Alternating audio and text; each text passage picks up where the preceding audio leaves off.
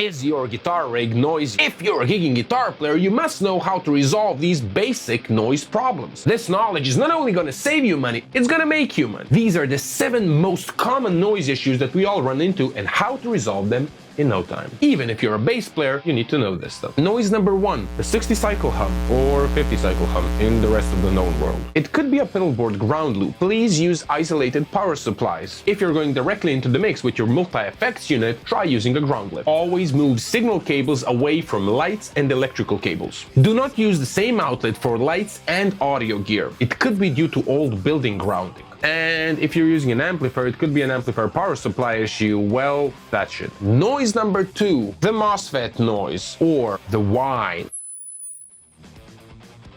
It sounds like a constant whistle. And it's most likely a bad power adapter. And it's some piece of shit that potentially looks like this. Do not ever use shitty power adapters for audio gear. Noise number 3.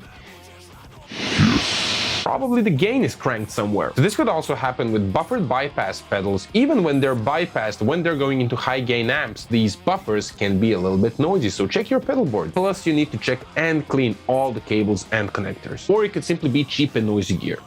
That's a lot of information. Talk time. So as I said, this knowledge is not only gonna save you money, it's gonna make you money. So subscribe for more of it. Now, noise number 4, what I call the buzz. So it's double the frequency of the mains hum, so it doesn't have the low frequency component. It's more like a very annoying insect. And it's most likely a power supply issue, so you need to check your pedal board and all adapters. If you're using a tube amp, it could be a faulty tube or faulty power supply caps. Disconnect all cables from the amplifier and check the amplifier on its own. If the amplifier is the one buzzing, well, you need to visit an amp doctor. Noise number 5.